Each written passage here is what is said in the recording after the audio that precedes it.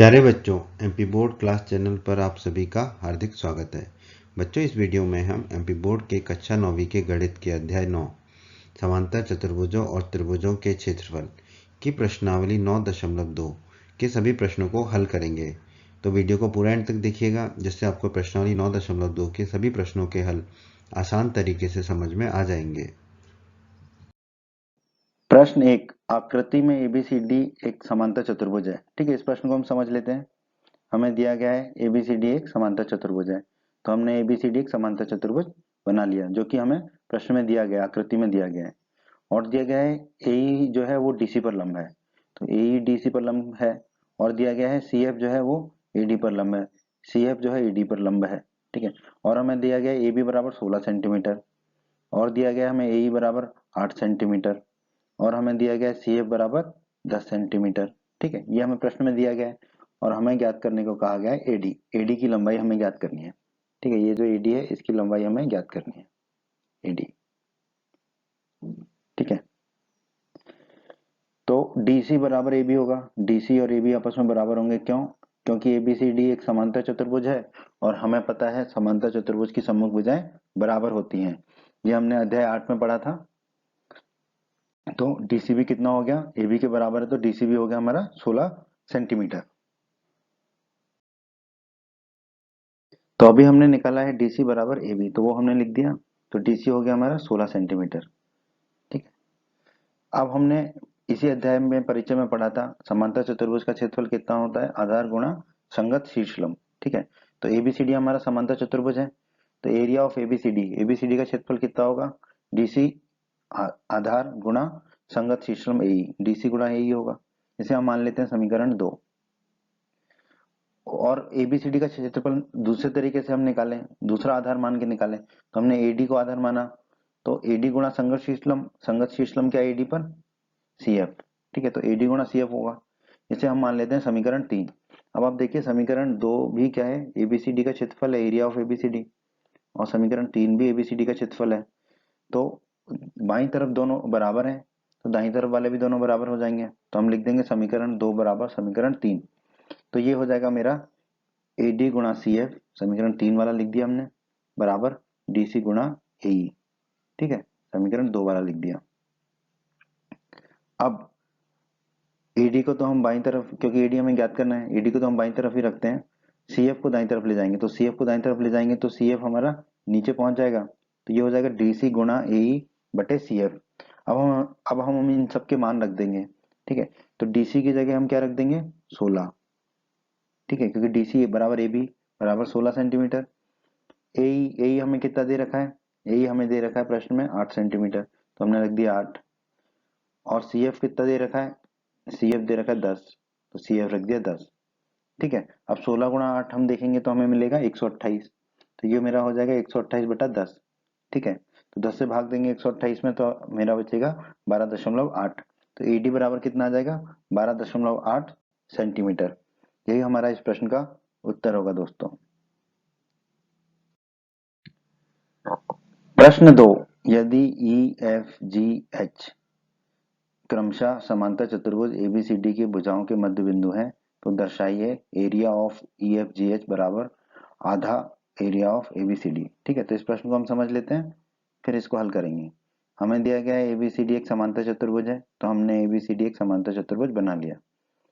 ई जो है भुजा एबी का मध्य बिंदु है, एफ भुजा बीसी का मध्य बिंदु है, जी भुजा सीडी का मध्य बिंदु है, और एच भुजा डीए का मध्य बिंदु है। ठीक है, तो अब हमने इन सारे मध्य बिंदुओं को मिला लिया, तो एक चतुर्भुज बना ई एफ जी एच। ठीक है, ई एफ जी एच, तो हमें बताना है ये जो ई एफ जी एच चतुर्भुज है, इसका इसका जो एरिया है, क्षेत्रफल है, वो पूरा चतुर्भुज एबीसीडी का जो क्षेत्रफल होगा उसका आधा होगा। ये हमें इसमें दर्शाना है, सिद्ध करना है। ठीक है, तो इसके लिए हम थोड़ी सी रचना कर लेते हैं। बस हम जो है बिंदु एच और एफ को जोड़ देते हैं। ठीक है, एच और एफ को हम जोड़ देते हैं। आइए अब हम इस प्रश्न को हल करते हैं। डी ए समानांतर सीबी के, क्यों? क्योंकि एबीसीडी जो है एक समांतर चतुर्भुज है, जो कि प्रश्न में दिया गया है, और हमने अध्याय 8 में पढ़ा था समांतर चतुर्भुज की सम्मुख भुजाएं आपस में समानांतर होती हैं। ठीक है, तो अगर डीए और सीबी आपस में समानांतर हैं, ठीक है। तो एच जो है वो डी ए का मध्य बिंदु है और एफ जो है वो सी बी का मध्य बिंदु है, यानी कि एच जो है वो डी बी पर ही है, डी बी जहाँ पर ही है, और एफ जो है वो सी बी पर ही है। तो हम यहाँ से कह पाएंगे कि डी एच और सी एफ ये भी आपस में समानांतर होंगे। ठीक है, इसे हम मान लेते हैं समीकरण 1। डी ए बराबर सी बी होगा, क्यों? क्योंकि अध्याय 8 में हमने पढ़ा था समांतर चतुर्भुज की सम्मुख भुजाएं बराबर होती हैं, और ए बी सी डी हमें एक समांतर चतुर्भुज दे रखा है, तो उसकी सम्मुख भुजाएं आपस में बराबर होंगी। अब दोनों तरफ 1/2 का गुणा कर लेते हैं, तो हमें मिलेगा 1/2 डी ए बराबर 1/2 सी बी। हमने बस क्या किया, दोनों तरफ 1/2 का गुणा कर लिया। अब आप देखिए एच जो है भुजा डी ए का मध्य बिंदु है और एफ जो है भुजा बी सी का मध्य बिंदु है। ठीक है, तो 1/2 डी ए क्या हो जाएगा हमारा, 1/2 डी ए हो जाएगा हमारा डी एच। उसी तरह 1/2 सी बी कितना हो जाएगा हमारा सी एफ। तो डी एच बराबर सी एफ मिल गया हमें। इसे हम मान लेते हैं समीकरण 2। समीकरण 1 में हमने अभी निकाला है डी एच और सी एफ आपस में समानांतर है, और समीकरण 2 में हमने निकाला है डी एच और सी एफ आपस में बराबर भी हैं। अध्याय 8 में प्रमेय 8.8 में हमने पढ़ा था कोई चतुर्भुज समांतर चतुर्भुज होता है यदि उसकी सम्मुख भुजाओं का एक युग्म बराबर हो और समांतर हो। तो यहाँ पर देखिए डी एच और सी एफ जो है समानांतर भी हैं और बराबर भी हैं। ठीक है, तो हम यहाँ से निष्कर्ष निकाल सकते हैं कि जो एच एफ सी डी एक चतुर्भुज है, एच एफ सी डी, ठीक है, एच एफ सी डी जो चतुर्भुज है वो हमारा क्या होगा, समांतर चतुर्भुज होगा, क्योंकि इस चतुर्भुज की सम्मुख भुजाओं का एक युग्म, कौन सा युग्म, डी एच और सी एफ आपस में समानांतर भी है और बराबर भी है। ठीक है, तो एच एफ सी डी जो है हमारा एक समांतर चतुर्भुज होगा। अब एच एफ सी डी अगर समांतर चतुर्भुज हो गया तो उसकी दूसरी सम्मुख भुजाओं का युग्म जो है वो भी आपस में समानांतर होगा। तो हम यहाँ से कह देंगे एच एफ और डी सी आपस में समानांतर होगा। क्यों? क्योंकि एच एफ सी डी जो है वो एक समांतर चतुर्भुज है और समांतर चतुर्भुज की सम्मुख भुजाएं आपस में समानांतर होती हैं। तो एच एफ समानांतर है डीसी के, इसे हम मान लेते हैं समीकरण 3। समीकरण 3 में हमने निकाला था एच एफ और डीसी आपस में समानांतर होंगे। ठीक है, अब यहाँ पर देखिए त्रिभुज एफ जी एच और समांतर चतुर्भुज एच एफ सी डी अभी हमने निकाला था। एच एफ सी डी जो है वो एक समांतर चतुर्भुज होगा। ठीक है, एक ही आधार एच एफ और एक ही समांतर रेखाओं एच एफ और डीसी के बीच स्थित है। ठीक है, तो हमने अध्याय 9 के परिचय में पढ़ा था कि यदि एक त्रिभुज और एक समांतर चतुर्भुज एक ही आधार और एक ही समांतर रेखाओं के बीच स्थित हो तो त्रिभुज का जो क्षेत्रफल है वो समांतर चतुर्भुज के क्षेत्रफल का आधा होता है। तो हम यहाँ लिख देंगे area of F G H, मतलब त्रिभुज का क्षेत्रफल आधा होगा समांतर चतुर्भुज के क्षेत्रफल के, आधा होगा area of H F C D. H F C D क्या है हमारा, समांतर चतुर्भुज। ठीक है, तो जो त्रिभुज का क्षेत्रफल है वो समांतर चतुर्भुज के क्षेत्रफल का आधा होगा। क्यों? क्योंकि त्रिभुज और समांतर चतुर्भुज एक ही आधार पर हैं और एक ही समांतर रेखाओं के बीच स्थित है। इसे हम मान लेते हैं समीकरण 4। डी ए और सी भी समानांतर होंगे। क्यों? क्योंकि ये समांतर चतुर्भुज एबीसीडी की सम्मुख भुजाएं हैं, और हमने अध्याय 8 में पढ़ा था कि समांतर चतुर्भुज की सम्मुख भुजाएं आपस में समानांतर होती हैं। तो एच ए और एफ बी भी आपस में समानांतर होंगे। क्यों? क्योंकि एच जो है वो डी ए भुजा पर है और एफ जो है वो सी बी पर है। तो अगर डी ए और सी बी समानांतर हैं तो एच ए और एफ बी भी समानांतर होंगे। इसे हम मान लेते हैं समीकरण 5। अब डी ए बराबर सी बी, क्यों? क्योंकि ये समांतर चतुर्भुज एबीसीडी की सम्मुख भुजाएं हैं और हमने अध्याय 8 में पढ़ा है समांतर चतुर्भुज की सम्मुख भुजाएं बराबर होती हैं। ठीक है, दोनों तरफ 1/2 का गुणा कर लेते हैं तो हमें मिल जाएगा 1/2 गुणा डी ए बराबर 1/2 गुणा सी बी। ठीक है, अब एच जो है भुजा डी ए का मध्य बिंदु है और एफ जो है भुजा बीसी का मध्य बिंदु है, तो 1/2 डी ए कितना हो जाएगा, एच ए हो जाएगा। उसी तरह 1/2 सी बी कितना हो जाएगा, एफ बी हो जाएगा। ठीक है, तो ये हो गया एच ए और एफ बी। तो एच ए बराबर हमें कितना मिल गया, एफ बी। इसे हम मान लेते हैं समीकरण 6। समीकरण 5 में हमने निकाला एच ए और एफ बी आपस में समानांतर है, और समीकरण 6 में हमने निकाला एच ए और एफ बी आपस में बराबर है। अब हमने अध्याय 8 में प्रमेय 8.8 में पढ़ा था कोई चतुर्भुज समांतर चतुर्भुज होता है यदि उसकी सम्मुख भुजाओं का एक युग्म बराबर हो और समानांतर हो। ठीक है, तो यहाँ पर देखिए ए बी एफ एच में एच ए और एफ बी, ठीक है, एच ए और एफ बी आपस में समानांतर भी हैं और एच ए और एफ बी आपस में बराबर भी हैं। तो हम कह सकते हैं ए बी एफ एच जो चतुर्भुज है वो हमारा वो एक समांतर चतुर्भुज होगा। ठीक है, अब हमें पता है समांतर चतुर्भुज की सम्मुख भुजाएं बराबर होती हैं, तो यहाँ पे हम क्या पाएंगे, एच एफ और ए बी आपस में समानांतर होंगे। क्यों? क्योंकि ये समांतर चतुर्भुज ए बी एफ एच की सम्मुख भुजाएं हैं। तो एच एफ और ए बी समांतर हैं, इसको हम मान लेंगे समीकरण 7। समीकरण 7 में अभी हमने निकाला था एच एफ और ए बी समानांतर हैं। तो यहाँ पर देखिए इन दोनों समांतर भुजाओं के बीच में ई एफ एच एक त्रिभुज है और एक समांतर चतुर्भुज ए बी एफ एच है। ठीक है, ए बी एफ एच समांतर चतुर्भुज है, ये अभी हमने निकाला था। और ये दोनों एक ही आधार एच एफ और एक ही समांतर रेखाओं एच एफ और ए बी के बीच में स्थित है।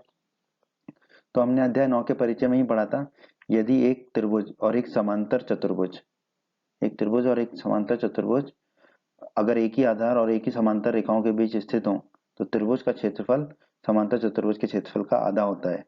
यहाँ पर हम कह देंगे कि जो त्रिभुज है ई एफ एच उसका क्षेत्रफल समांतर चतुर्भुज ए बी एफ एच के क्षेत्रफल का आधा होगा। ठीक है, इसे हम मान लेते हैं समीकरण 8। समीकरण 4 में हमने निकाला था त्रिभुज एफ जी एच का क्षेत्रफल जो है चतुर्भुज एच एफ सी डी के क्षेत्रफल का आधा होगा। ठीक है, समांतर चतुर्भुज एच एफ सी डी के क्षेत्रफल का आधा होगा। और समीकरण 8 में हमने निकाला था त्रिभुज ई एफ एच का क्षेत्रफल समांतर चतुर्भुज ए बी एफ एच के क्षेत्रफल का आधा होगा। अब हम समीकरण 4 और समीकरण 8 को जोड़ देते हैं, तो हमें मिलेगा area of F G H धन area of E F H बराबर 1/2 area of H F C D धन 1/2 area of A B F H. ठीक है, अब आप देखिए area of F G H, ठीक है, एफ जी एच ये त्रिभुज है, इसका एरिया इसका क्षेत्रफल धन area of E F H. ठीक है, ई एफ एच ये वाला त्रिभुज है नीचे वाला। ठीक है, अब इन दोनों त्रिभुजों का अगर हम क्षेत्रफल जोड़ दें तो हमने अध्याय 9 के परिचय में पढ़ा था, अगर एक बड़ी आकृति दो छोटी आकृतियों से मिलकर बनी हो तो बड़ी आकृति का क्षेत्रफल दोनों छोटी आकृतियों के क्षेत्रफल के योग के बराबर होगा। तो यहाँ पर देखिए चतुर्भुज ई एफ जी एच ये जो चतुर्भुज है ये त्रिभुज एफ जी एच ऊपर वाला और त्रिभुज ई एफ एच नीचे वाले त्रिभुज से मिलकर बना है। तो इन दोनों त्रिभुजों का जो क्षेत्रफल का योग होगा वो जो चतुर्भुज है हमारा ई एफ जी एच इसके क्षेत्रफल के बराबर होगा। तो यहाँ पे हम लिख देंगे area of F G H धन area of E F H, इसकी जगह हम क्या रख देंगे एरिया ऑफ चतुर्भुज E F G H, E F G H चतुर्भुज का क्षेत्रफल। ठीक है, क्योंकि ये दोनों त्रिभुज मिला के चतुर्भुज ई एफ जी एच बना रहे हैं। और दाईं तरफ हम क्या करेंगे 1/2 दोनों तरफ है दाईं तरफ, तो 1/2 कॉमन ले लेंगे तो 1/2 आ गया और ब्रैकेट के अंदर कोष्टक के अंदर आ जाएगा area of H F C D धन area of A B F H. ठीक है, तो जो हमने निकाला था उसको फिर से लिख दिया। अब आप देखिए area of H F C D, ठीक है, एच एफ सी डी क्या है, ये हमारा ऊपर वाला चतुर्भुज है। Of area of A B F H, A B F H क्या है हमारा नीचे वाला चतुर्भुज। अब ये दोनों चतुर्भुज मिलके क्या बना रहे हैं बड़ा वाला चतुर्भुज ए बी सी डी। ठीक है, इन दोनों इस बड़े चतुर्भुज के बराबर हो रहे हैं दोनों मिलके। तो इन दोनों का area H F C D और ए बी एफ एच के एरिया किसके बराबर होगा चतुर्भुज ए बी सी डी के एरिया के बराबर होगा। तो यहाँ पर हम लिख देंगे इन दोनों की जगह area of A B C D और ये area of E F G H को वैसे की वैसे ही रख देंगे। तो हमारा आ गया area of E F G H बराबर 1/2 गुणा area of A B C D. प्रश्न में देखिए यही हमें सिद्ध करना था प्रश्न में। ठीक है, तो हमने जो प्रश्न में पूछा गया था उसको सिद्ध कर दिया, हम लिख देंगे इति सिद्धम। प्रश्न 3 को समझते हैं हम। प्रश्न 3 में हमें दिया गया है एबीसीडी एक समांतर चतुर्भुज है, तो हमने एबीसीडी एक समांतर चतुर्भुज बना लिया। फिर हमें दिया गया है पी जो है भुजा डीसी का मध्य बिंदु है। ठीक है, पी भुजा डीसी का मध्य बिंदु है। और क्या दिया गया है क्यू जो है भुजा एडी का मध्य बिंदु है, क्यू भुजा एडी का मध्य बिंदु है। तो हमने पी ले लिया भुजा डीसी का मध्य बिंदु और क्यू ले लिया भुजा एडी का मध्य बिंदु। अब हमें इस प्रश्न को हल करने के लिए कुछ रचना करनी पड़ेगी। क्या रचना करनी पड़ेगी, ए को पी से जोड़ेंगे और बी को पी से जोड़ेंगे। तो हमने ए को पी से जोड़ दिया और बी को पी से जोड़ दिया, तो हमें एक त्रिभुज मिला, नीला रंग का त्रिभुज दिख रहा है। ठीक है, ये त्रिभुज क्या है त्रिभुज एपीबी। ठीक है, प्रश्न में जो हमें दर्शाना है वो एरिया ऑफ त्रिभुज एपीबी, नीले त्रिभुज का एरिया यानी कि क्षेत्रफल हमें दर्शाना है एक और त्रिभुज के बराबर। उस त्रिभुज को पहले बना लेते हैं। बिंदु बी को क्यू से जोड़ेंगे और बिंदु सी को क्यू से जोड़ेंगे। बी को क्यू से जोड़ा और सी को क्यू से जोड़ा तो हमें ये लाल रंग का त्रिभुज मिला। ठीक है, और ये लाल रंग का त्रिभुज ही क्या है त्रिभुज बी क्यू सी। और हमें प्रश्न में दर्शाना है, हल में दर्शाना है कि जो नीला त्रिभुज है त्रिभुज एपीबी, इसका क्षेत्रफल बराबर होगा जो लाल त्रिभुज है त्रिभुज बीक्यूसी के। ठीक है, ये हमें इस प्रश्न में दर्शाना है।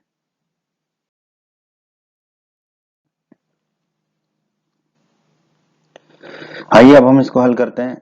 तो यहाँ पर देखिए त्रिभुज एबीपी जो नीला त्रिभुज है और समांतर चतुर्भुज एबीसीडी, ठीक है, ये दोनों एक ही आधार एबी पर हैं और एक ही समांतर रेखाएं एबी और डीसी के मध्य स्थित हैं, के बीच में स्थित हैं। ठीक है, तो हमें पता है कि अगर एक त्रिभुज और एक समांतर चतुर्भुज एक ही आधार और एक ही समांतर रेखाओं के बीच स्थित हो तो त्रिभुज का क्षेत्रफल समांतर चतुर्भुज के क्षेत्रफल का आधा होता है। तो हम यहाँ पर कह पाएंगे कि जो त्रिभुज एबीपी है नीला वाला त्रिभुज, उसका क्षेत्रफल समांतर चतुर्भुज एबीसीडी के क्षेत्रफल का आधा होगा। ठीक है, तो हमने लिख दिया एरिया ऑफ एबीपी बराबर 1/2 गुना एरिया ऑफ एबीसीडी। इसे हम मान लेंगे समीकरण 1।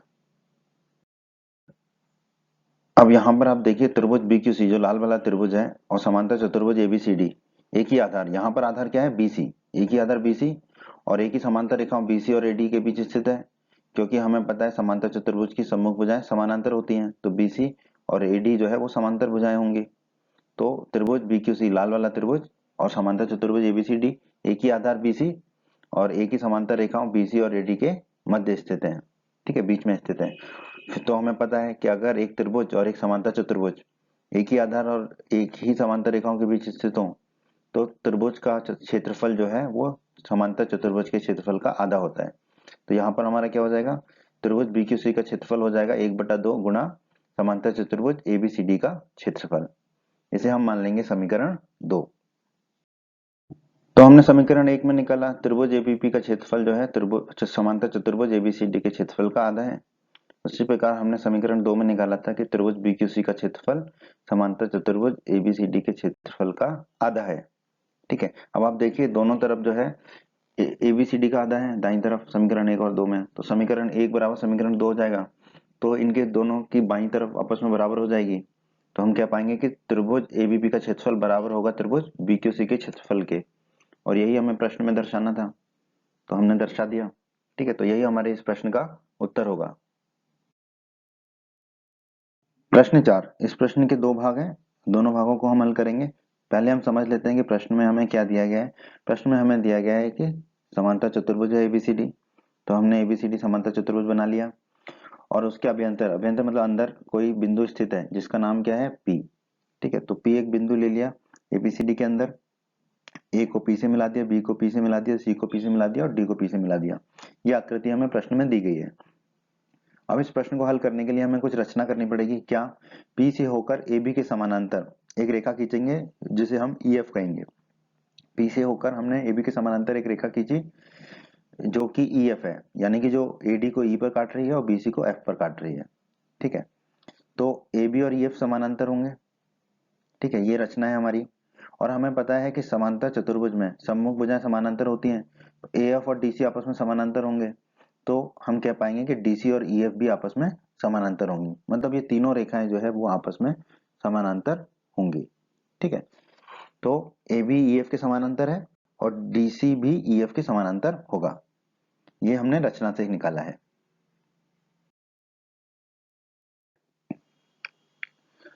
प्रश्न के पहले भाग में हमें बताना है एरिया ऑफ एपीबी, ऊपर वाले त्रिभुज का एरिया, एरिया ऑफ पीसीडी नीचे वाले त्रिभुज का एरिया किसके बराबर होगा, समांतर चतुर्भुज के एरिया के आधे के बराबर होगा। ठीक है, इसके हल करते हैं। एडी और बीसी समानांतर होंगे, क्यों, क्योंकि एबीसीडी समांतर चतुर्भुज है और एडी और बीसी समांतर चतुर्भुज की सम्मुख भुजाएं हैं। ठीक है, और हमें पता है समांतर चतुर्भुज की सम्मुख भुजाएं आपस में समानांतर होती हैं। अब आप देखिए ई जो बिंदु है वो कहाँ पर है, वो एडी पर है। उसी तरह एफ जो बिंदु है वो कहाँ पर है, बीसी पर है। तो हम यहाँ से कह पाएंगे कि एई और बीएफ आपस में समानांतर होंगे। ठीक है, ए बी और ई एफ ये आपस में समानांतर है, कहाँ से, इसकी हमने रचना की थी अभी। ठीक है, और हमने चतुर्भुज अध्याय 8 के परिचय में पढ़ा था कि यदि कोई चतुर्भुज जिसकी सम्मुख भुजाओं के दोनों युग्म समांतर हों तो ऐसा चतुर्भुज क्या कहलाता है, समांतर चतुर्भुज कहलाता है। अब यहाँ पर देखिए जो चतुर्भुज ए बी एफ ई है, ठीक है, चतुर्भुज ए बी एफ ई, ठीक है, इसकी सम्मुख भुजाओं का एक युग्म कौन सा है, ए ई और बी एफ।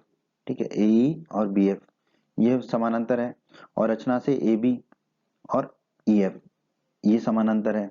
तो यानी कि इस चतुर्भुज की सम्मुख भुजाओं के दोनों युग्म समांतर हैं, तो हम कह पाएंगे कि चतुर्भुज ए बी एफ ई क्या होगा, हमारा एक समांतर चतुर्भुज होगा। एडी समानांतर होगा बीसी के, ये अभी अभी हमने देखा था, क्योंकि ये समांतर चतुर्भुज एबीसीडी की सम्मुख भुजाएं हैं, और हमें पता है समांतर चतुर्भुज की सम्मुख भुजाएं आपस में समानांतर होती हैं।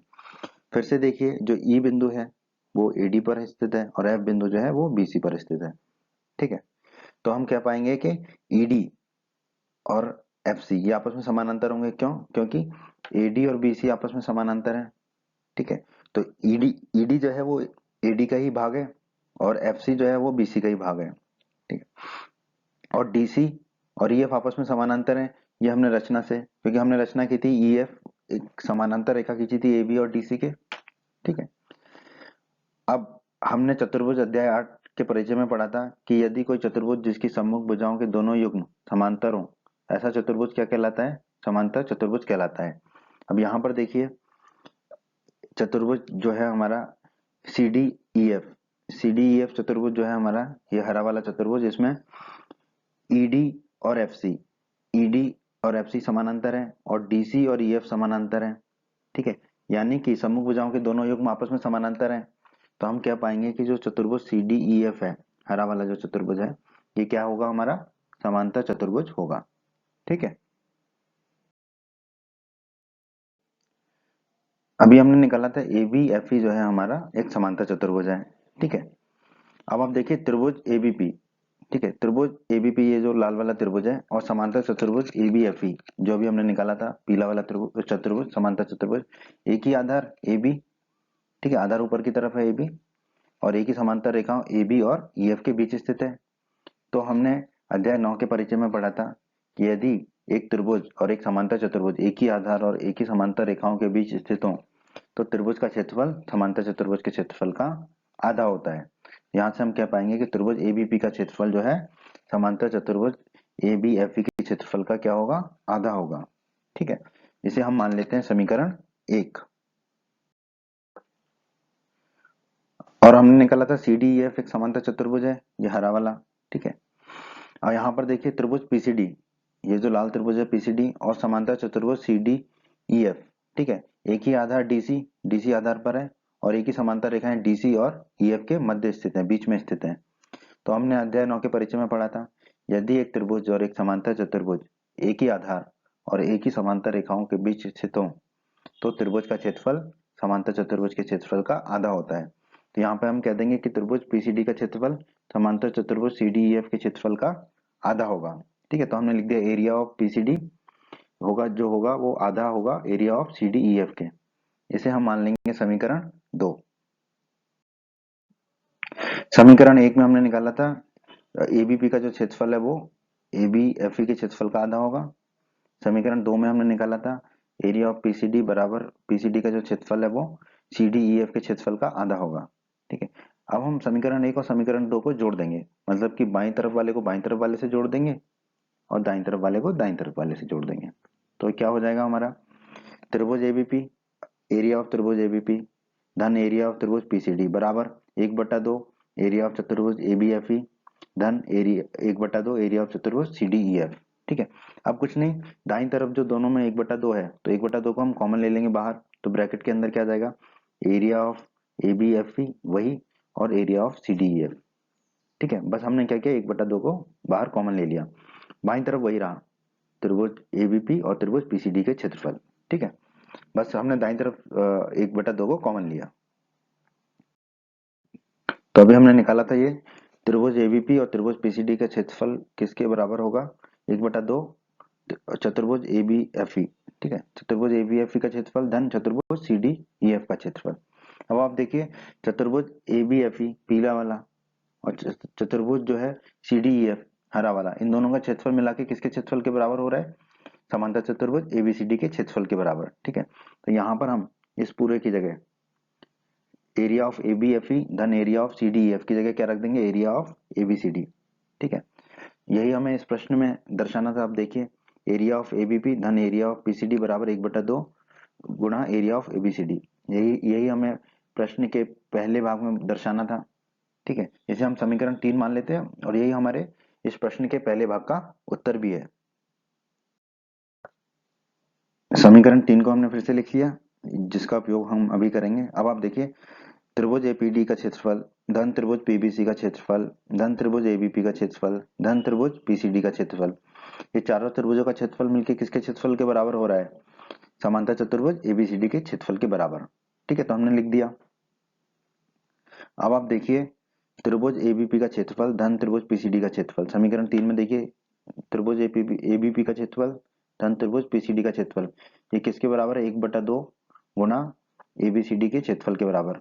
तो इन दोनों की जगह हम क्या रख देंगे समीकरण 3 से? 1/2 गुना एबीसीडी का क्षेत्रफल। ठीक है, और बाकी समीकरण वैसा की वैसा ही रखा हमने। ठीक है, बाकी समीकरण में कोई अंतर नहीं आया, बस एबीपी और पीसीडी की जगह रख दिया हमने 1/2 एबीसीडी। ठीक है, कहां से? समीकरण 3 से।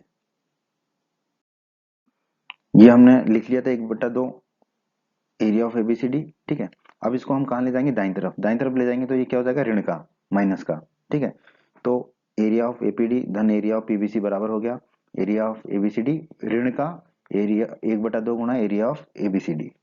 ठीक है, अब एरिया ऑफ एबीसीडी में से 1/2 एरिया ऑफ एबीसीडी गया तो कितना बचेगा? 1/2 एरिया ऑफ एबीसीडी। ठीक है, अब आप देखिए 1/2 एरिया ऑफ एबीसीडी किसके बराबर है? एरिया ऑफ एबीपी धन एरिया ऑफ पीसीडी। तो इसकी जगह 1/2 एरिया ऑफ एबीसीडी की जगह हम क्या रख देंगे? एरिया ऑफ एबीपी धन एरिया ऑफ पीसीडी। कहां से? समीकरण 3 से। अब आप देखिए, प्रश्न में हमें यही दर्शाना था, एरिया ऑफ एपीडी धन एरिया ऑफ पीबीसी धन एरिया ऑफ पीबीसी बराबर एरिया ऑफ एपीबी धन एरिया ऑफ पीसीडी धन एरिया ऑफ पीसीडी, यही हमें दर्शाना था। तो यही हमारा उत्तर हो जाएगा इस प्रश्न के इस भाग का। प्रश्न 5 में हमें एक आकृति दी गई है, उस आकृति में एबीआरएस एक समांतर चतुर्भुज है और पीक्यूआरएस भी एक समांतर चतुर्भुज है। ठीक है, ये दो समांतर चतुर्भुज हैं और एक्स भुजा बी आर पर कोई बिंदु है। ठीक है, और ए और एक्स को मिला दिया है और एस और एक्स को मिला दिया है। ठीक है, तो हमें दर्शाना है, इस प्रश्न के दो भाग हैं कि जो समांतर चतुर्भुज ए बी आर एस और पी क्यू आर एस है उनके जो है क्षेत्रफल आपस में बराबर होंगे। पहले भाग में हमें ये बताना है और दूसरे भाग में हमें बताना है कि जो त्रिभुज ए एक्स एस है, ठीक है, ये त्रिभुज लाल वाला त्रिभुज, वो जो है समांतर चतुर्भुज पी क्यू आर एस के क्षेत्रफल का आधा होगा। त्रिभुज का क्षेत्रफल समांतर चतुर्भुज पी क्यू आर एस के क्षेत्रफल का आधा होगा। ठीक है, तो ये हमें दर्शाना है भाग 2 में। समांतर चतुर्भुज पी क्यू आर एस और समांतर चतुर्भुज ए बी आर एस, ये दोनों समांतर चतुर्भुज एक ही आधार एस आर पर स्थित है और एक ही समांतर रेखाएं एस आर और पीबी पर के बीच में स्थित है। ठीक है, तो हमने अध्याय 9 की प्रमेय 9.1 में पढ़ा था, एक ही आधार और एक ही समांतर रेखाओं के बीच स्थित समांतर चतुर्भुज क्षेत्रफल में बराबर होते हैं। इसका मतलब क्या हुआ कि ये दोनों चतुर्भुज पी क्यू आर एस और ए बी आर एस क्षेत्रफल में बराबर होंगे। तो हमने लिख दिया area of P Q R S बराबर area of A B R S. ठीक है, इसे हम मान लेंगे समीकरण 1 और पहले भाग में इस प्रश्न के हमें यही दर्शाना था, area of P Q R S बराबर area of A B R S. तो यही हमारे पहले भाग का उत्तर भी होगा। इस प्रश्न के दूसरे भाग को हल करते हैं। त्रिभुज ए एक्स एस, ये नीला त्रिभुज और समांतर चतुर्भुज पीला वाला ए बी आर एस। ठीक है, एक ही आधार, आधार देखिए ए एस। ठीक है, ए एस जो है ये वाला जो है ये आधार और एक ही समांतर रेखाओं, एक ही समांतर रेखा मतलब ए एस जो आधार है वो, और दूसरी समांतर रेखा हमारी बी आर, इन दोनों के बीच में स्थित है ये त्रिभुज और समांतर चतुर्भुज। तो हमने अध्याय 9 के परिचय में पढ़ा था, यदि एक त्रिभुज और एक समांतर चतुर्भुज एक ही आधार और एक ही समांतर रेखाओं के बीच स्थित हों तो त्रिभुज का क्षेत्रफल समांतर चतुर्भुज के क्षेत्रफल का आधा होता है। तो हम यहाँ कह देंगे त्रिभुज ए एक्स एस का क्षेत्रफल क्या होगा? त्रिभुज ए बी आर एस के क्षेत्रफल का आधा होगा। ठीक है, और अभी हमने भाग 1 में सिद्ध किया था, जिसे हमें समीकरण 1 माना था, त्रिभुज पी समांतर चतुर्भुज पी क्यू आर एस का क्षेत्रफल किसके बराबर है? समांतर चतुर्भुज ए बी आर एस के क्षेत्रफल के। तो ए बी आर एस के क्षेत्रफल की जगह हम क्या रख सकते हैं? पी क्यू आर एस का क्षेत्रफल। तो यहाँ पर हम ए बी आर एस के क्षेत्रफल की जगह रख देंगे पी क्यू आर एस का क्षेत्रफल। तो हमारा क्या हो जाएगा? Area of A x S का क्षेत्रफल किसके बराबर हो जाएगा? 1/2 गुणा area of P Q R S. ठीक है, और हमें प्रश्न के दूसरे भाग में यही सिद्ध करना था, यही दर्शाना था। तो यही हमारे प्रश्न के दूसरे भाग का उत्तर हो जाएगा दोस्तों। प्रश्न 6 बहुत ही आसान प्रश्न है दोस्तों। ये प्रश्न 6 में दिया गया है, एक किसान के पास एक समांतर चतुर्भुज PQRS के रूप में एक खेत था। ठीक है, तो हमने लिख दिया है PQRS एक समांतर चतुर्भुज है, ये उस किसान का खेत हो गया। अब उस किसान ने क्या किया, RS पर स्थित कोई बिंदु A लिया। ठीक है, A जो है भुजा RS पर स्थित कोई बिंदु लिया, कहीं पर भी ले लिया, और उसने A को P और Q से मिला दिया। A को जो है P से मिला दिया और A को Q से भी मिला दिया। अब प्रश्न में हमसे पूछ रहा है कि खेत जो है कितने भागों में विभाजित हुआ है, इन भागों के आकार क्या है, वह किसान खेत में गेहूं और दाल बराबर भागों में अलग अलग बोना चाहती है, वह ऐसा कैसा करे। ठीक है, तो इन सब प्रश्नों के उत्तर हम देखते हैं, हल ढूंढते हैं। तो दोस्तों हमें बताना है खेत कितने भागों में विभाजित हुआ है। तो आप देखिए 1, 2 और 3। ठीक है, तो हम कह सकते हैं कि जो खेत है वो 3 भागों में विभाजित हो गया है। ठीक है, ये उत्तर हो गया एक। अब उसने पूछा है कि इन भागों के आकार क्या है। तो आप देखिए PAS ये किस आकार का है, त्रिभुज का है, तो लिख दिया त्रिभुज PAS। दूसरी आकृति, दूसरा PAQ, ये भी क्या है, त्रिभुज के आकार का है, क्योंकि इसकी 3 भुजाएं हैं, तो ये भी त्रिभुज है PAQ। और तीसरी आकृति QAR, ये भी त्रिभुज है QAR। ठीक है, तो तीनों भाग किस आकार के हैं, इन तीनों भागों के आकार क्या है, त्रिभुज है। ठीक है, तो यही हमारा उत्तर हो जाएगा इस भाग का। अब हम अगले भाग का उत्तर ढूंढते हैं। त्रिभुज PAQ और समांतर चतुर्भुज PQRS, एक ही आधार PQ पर स्थित है। ठीक है, और एक ही समांतर रेखाएं PQ और SR के बीच स्थित है। तो हमने अध्याय 9 के परिचय में पढ़ा था, यदि एक त्रिभुज और एक समांतर चतुर्भुज एक ही आधार और एक ही समांतर रेखाओं के बीच स्थित हो तो त्रिभुज का क्षेत्रफल समांतर चतुर्भुज के क्षेत्रफल का आधा होता है। तो यहाँ पर हम कह देंगे कि त्रिभुज PAQ का क्षेत्रफल आधा होगा त्रिभुज PQRS के क्षेत्रफल के। इसे हम मान लेते हैं समीकरण 1। अब हम देखते हैं त्रिभुज PAS का क्षेत्रफल धन त्रिभुज PAQ का क्षेत्रफल धन त्रिभुज QAR का क्षेत्रफल, ये तीनों त्रिभुजों का क्षेत्रफल किसके बराबर होगा, हमारे समांतर चतुर्भुज PQRS के क्षेत्रफल के। तो वही हमने लिख दिया।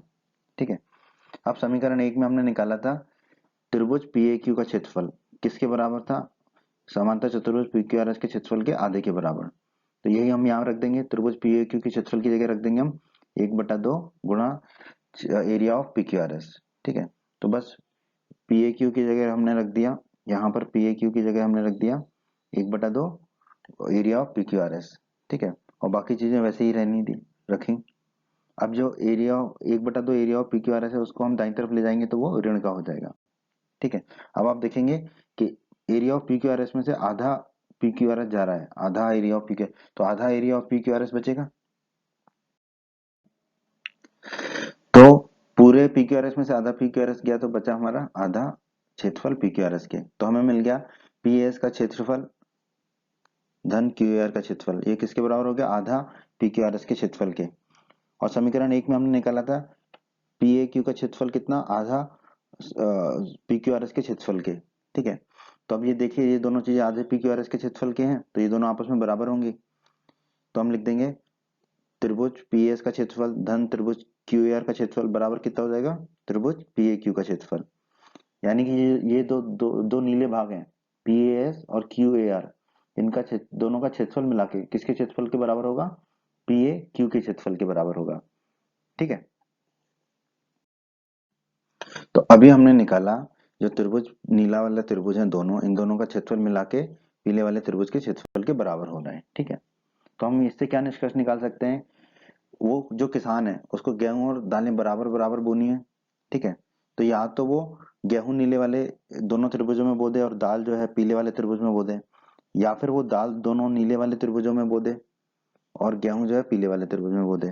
ठीक है, तो हम कह सकते हैं या तो वो गेहूं PAQ वाले त्रिभुज में बो दे और दाल बाकी दोनों त्रिभुजों में बो दे नीले वाले त्रिभुजों में, या फिर अगर उसका मन नहीं है ऐसा करने का तो वो क्या करे, दाल जो है PAQ वाले त्रिभुज में बो दे और गेहूं बाकी अन्य दो त्रिभुजों में बो दे।